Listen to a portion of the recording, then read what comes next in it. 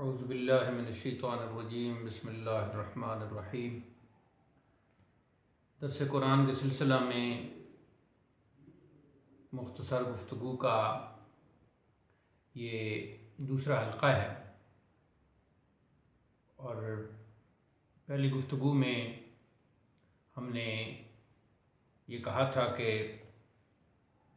حمد سے، لفظ حمد سے اور اس کے معانی سے آغاز ہوگا۔ تو جب ہم سورہ فاتحہ کی پہلی آیہ کو پڑھتے ہیں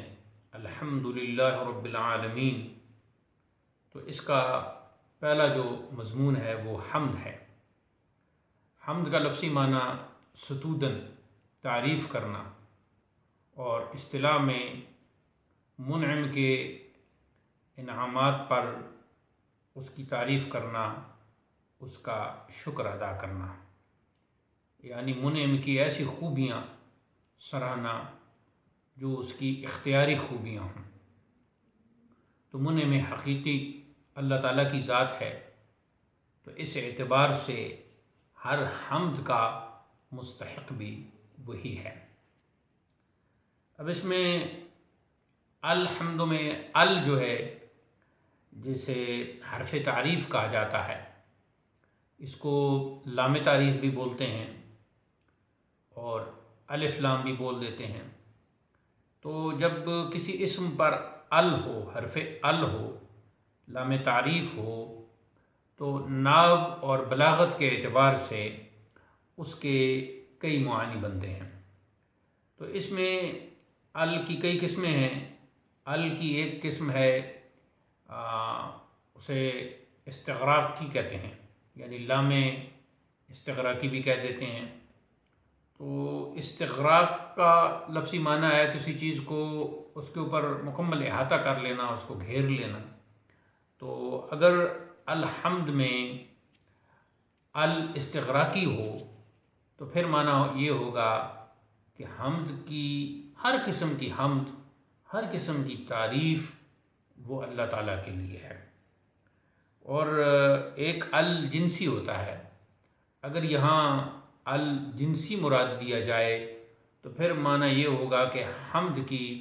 تعریف کی تمام جنسیں اللہ تعالیٰ کے لیے ہیں، یعنی جتنی اقسام ہیں، جتنی اس کی صورتیں بن سکتی ہیں۔ اور یہ معنی بھی ہو سکتا ہے اس کا کہ جتنی بھی تعریفیں ہیں وہ استغراق اور جنس دونوں کا مفہوم اگر جمع کیا جائے تو پھر معنی یہ ہوگا کہ جتنی بھی قسمیں ہیں اور حمد کے جتنے بھی انداز ہیں اور جس طرح کی بھی حمد ہے، یعنی جس مخلوق کی بھی حمد ہے، تعریف ہے، تو وہ سب کی سب حقیقت میں اللہ تعالیٰ کی تعریف ہے، اس کی خوبی ہے، اس کی حمد ہے۔ اور یہاں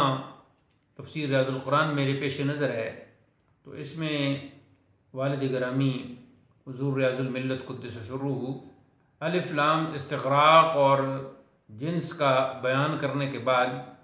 فرماتے ہیں کہ اگر الف لام احدی ہو، یعنی کی تیسری قسم احدی بھی ہے، اسے لام احدی کہتے ہیں، اور لام احدی خارجی۔ اور تو اگر الف لام احدی ہو تو معنی یہ ہوں گے کہ حمد مقبول وہ حمد ہے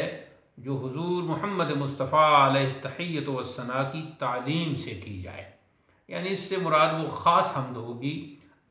اس خاص حمد کو متعین کر دیتا ہے جو حمد رسول کریم صلی اللہ علیہ وسلم کی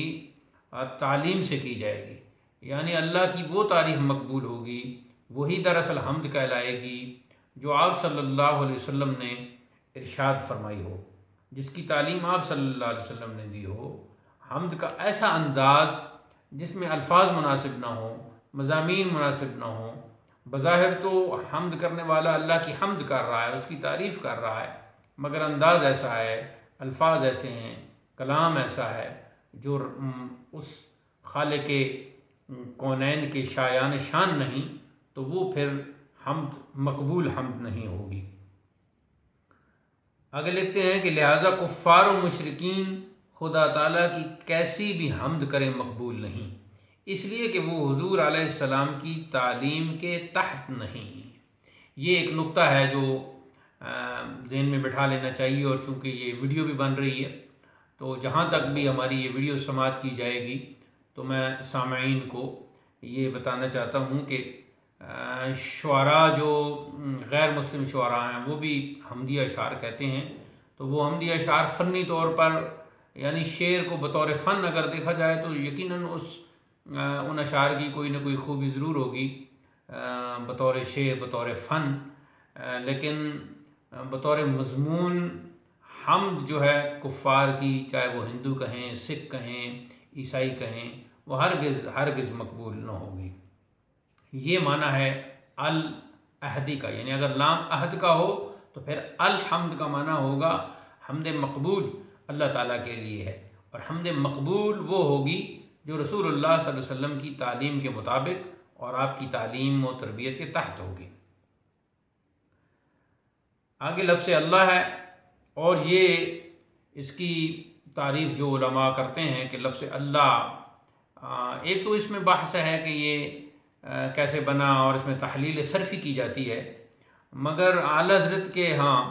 اس کی تحلیل صرفی آپ کے ہاں مقبول و محبوب نہیں ہے، بلکہ آپ اس کو ایک علم فرما دیتے ہیں، مکمل ایک علم ہے جو خود ہی اپنا مکمل طور پر ایک وجود رکھتا ہے، اور یہ علم ہے ذات باری تعالیٰ کا۔ تو اس میں جو تحلیل صرفی کی جاتی ہے اگرچہ وہ تفسیر کی کتابوں میں اور باقی کتابوں میں مرقوم ہے، ہم بھی اپنے بعض شروع میں اس کا ہم نے لکھا ہے، ما لا بد منہ کی شرح میں، شرح منیت المصلی میں، دیگر شروحات میں وہ ہم نے لکھا ہے، لیکن یہ بھی ہم نے ساتھ لکھا ہے کہ یہ ایک مستقل علم ہے اعلیٰ حضرت کی تحقیق کے مطابق۔ تو لفظ اللہ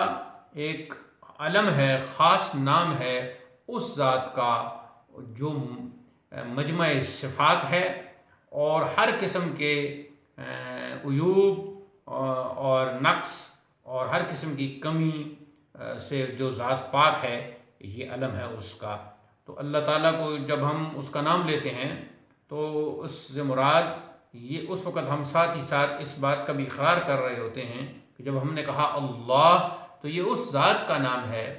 جو مستجمع کمالات ہے، جس کے اندر تمام خوبیاں اور کمالات جمع ہیں، اور کسی قسم کا کوئی نقص اور کوئی عیب اس میں موجود نہیں ہے۔ اسی لیے بعض حضرات نے جو کذب کو، جھوٹ کو تحت قدرت باری تعالیٰ کہا، تو اس پر ہمارے علماء نے گرفت فرمائی کہ یہ کہنا کہ اللہ تعالیٰ جھوٹ نہیں بولتا مگر جھوٹ بولنے پر قادر ضرور ہے، تو یہ اس کے اندر اس کو عیب لگانا ہے اس کی ذات کو، اور جو سخت گناہ ہے۔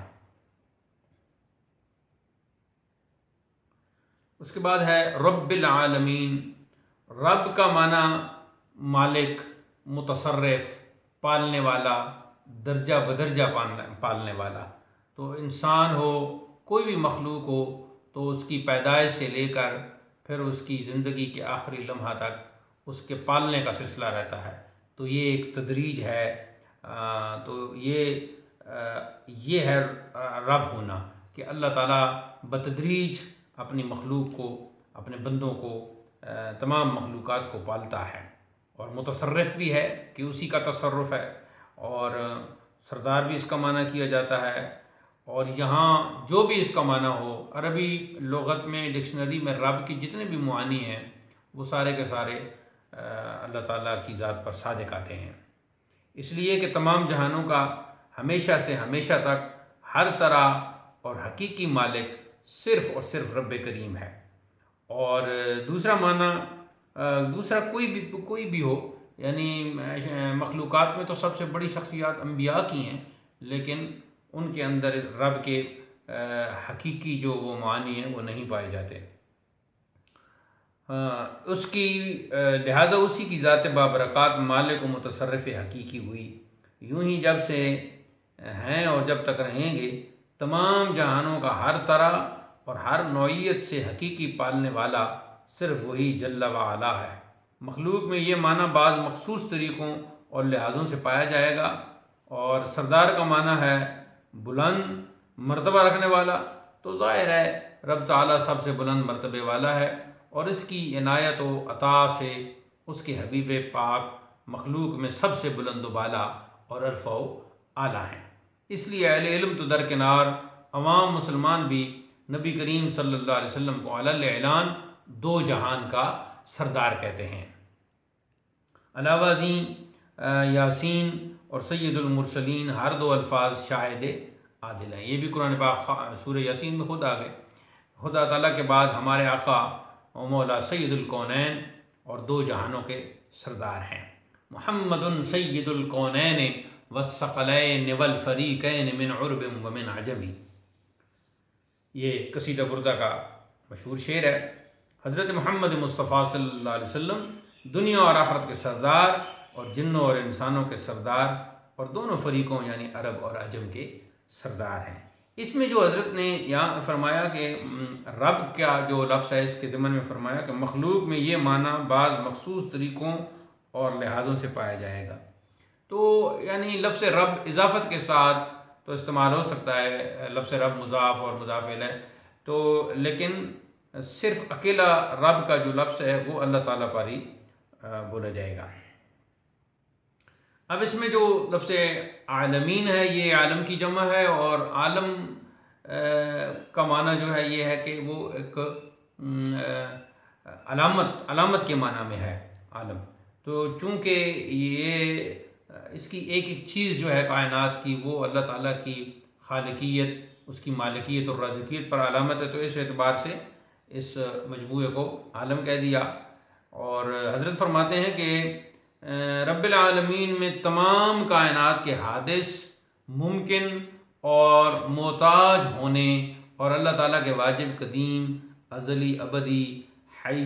قیوم، قادر اور علیم ہونے کی طرف اشارہ ہے، جن کو رب العالمین اور آیت کے مطابق رب العالمین مستلزم ہے۔ آگے فرماتے ہیں دونوں لفظوں میں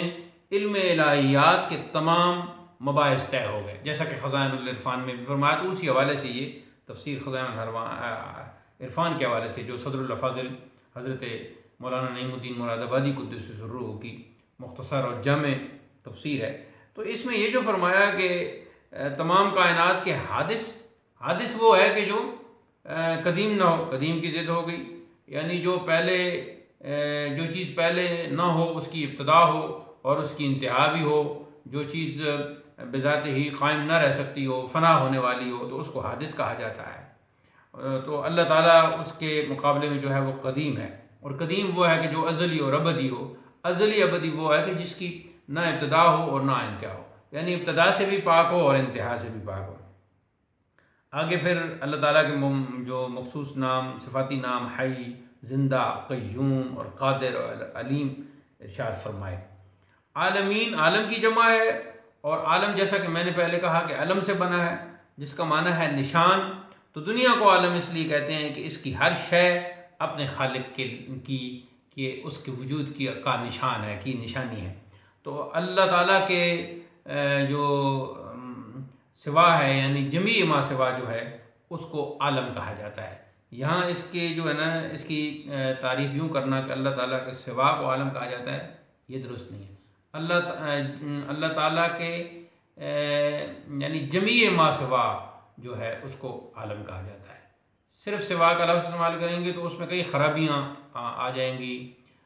یعنی ایک چھوٹی سی چیز کو بھی پھر عالم کہنا پڑے گا، تو عالم کی تعریف یہ ہوگی جمیع ما سوا اللہ، یعنی اللہ تعالیٰ کے سوا ہر چیز جو ہے اس کے مجموعے پر عالم کا لفظ بولا جاتا ہے، خاص صغیر ہو یا کبیر۔ ایک قول کے مطابق 18,000 عالم ہیں، اور اس میں نقطہ یہ ہے کہ عالم دنیا جو اتنا بڑا عالم ہے، اس کے میدان، اس کے صحرا، اس کے پہاڑ، ان تمام چیزوں کو آپ دیکھ لیں، لیکن عالم دنیا ان میں سب سے چھوٹا ہے۔ اور یہاں یہ بات بھی یاد رہے، حضرت فرماتے ہیں کہ یہاں یہ بات بھی یاد رہے کہ 18,000 نہیں، 18 لاکھ بلکہ بے شمار عالم بھی ہوں، تب بھی سب کے سب سید عالم صلی اللہ علیہ وسلم کے محتاج ہوں گے۔ اور یہ تسلیم کیے بغیر چارہ نہیں کہ حق تعالی جتنے عالموں کا رب ہے، نبی کریم صلی اللہ علیہ وسلم ان سب کے لیے رحمت ہیں، اور جیسا کہ قرآن مجید میں ارشاد فرما دیا دلیل وما ارسلناک الا رحمت للعالمین۔ آگے فرماتے ہیں کہ لفظ رب قرآن مجید میں کئی مرتبہ آیا، تو ربوبیت کا مسئلہ بہت بڑی اہمیت کا حامل ہے۔ اہل اسلام کا یہ مسلمہ عقیدہ ہے کہ جن نفوس قدسیہ کو شریعت نے مستثنا قرار دیا ہے، ان کے علاوہ ہر مرنے والے سے 3 سوال ہوتے ہیں، اور اس میں پہلا سوال جو ہے وہ من ربک کا ہے۔ اسی سے ہم اپنی اگلی گفتگو کا آغاز کریں گے۔ اللہ تعالی ہمیں قرآن مجید پڑھنے اور پڑھ کر اس کو سمجھنے اور پھر سمجھنے کے بعد اس پر عمل پیرا ہونے کی توفیق عطا فرمائے۔ وآخر دعوانا ان الحمد للہ رب العالمین۔